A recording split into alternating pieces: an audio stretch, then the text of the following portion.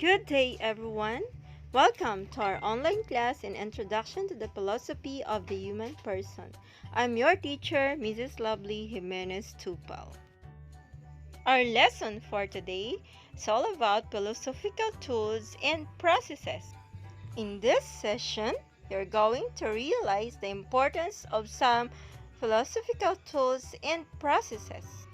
According to Tom Morris, a philosophical tool is just an idea or set of ideas that will help you to think, feel, and act in more productive and healthy ways in whatever you're doing.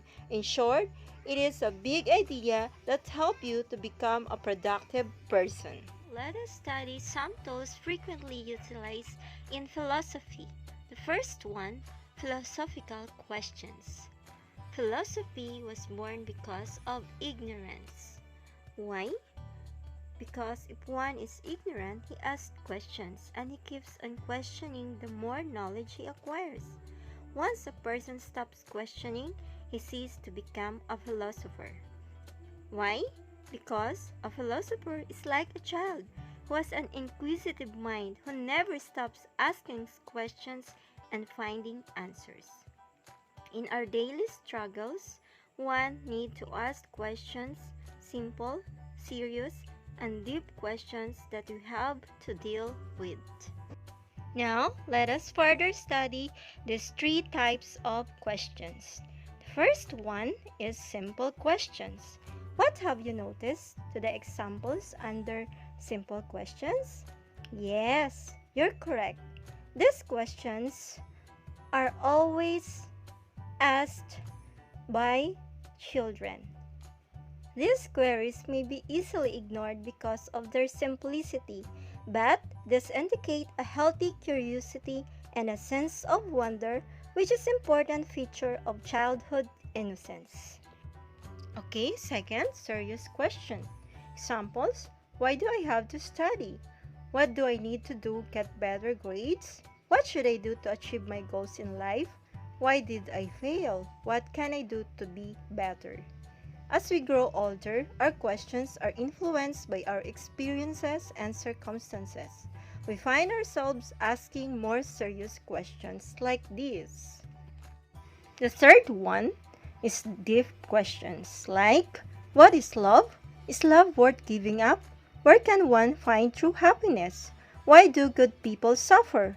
Why is there injustice in this world? What can we do to make the world a better place? Yet, still there are other questions that make us pause, think, and stop for a while. We encounter these deep questions in serious conversation, in the books we read, the songs we hear on the radio, and even in the movies we watch. A big part of living is spent pondering many questions, and our lives become more meaningful because we search for answers to these innumerable questions. This is the essence of philosophy, the search for answers to life's questions. Socratic method, called dialectics, is a form of cooperative argumentative dialogue between individuals based on asking and answering questions to stimulate critical thinking and to draw out ideas and underlying presuppositions.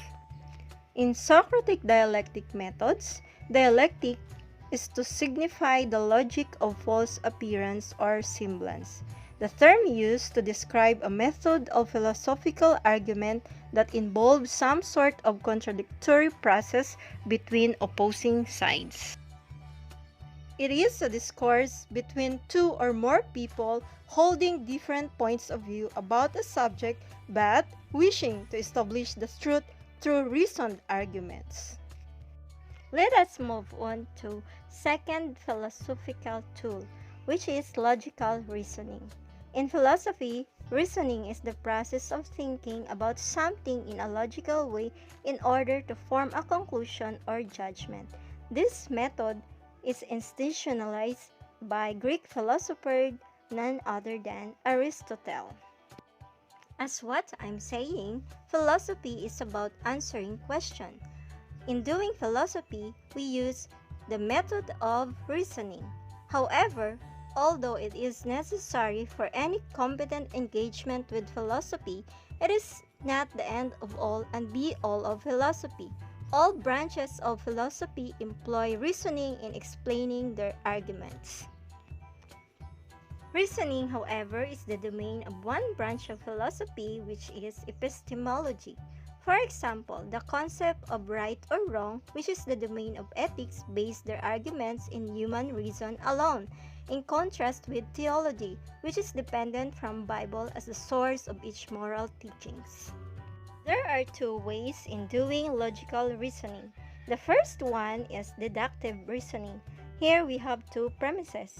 Premise 1, all human beings are mortal. Premise 2, but the President of the Philippines is a human being. Conclusion, therefore, the President of the Philippines is mortal.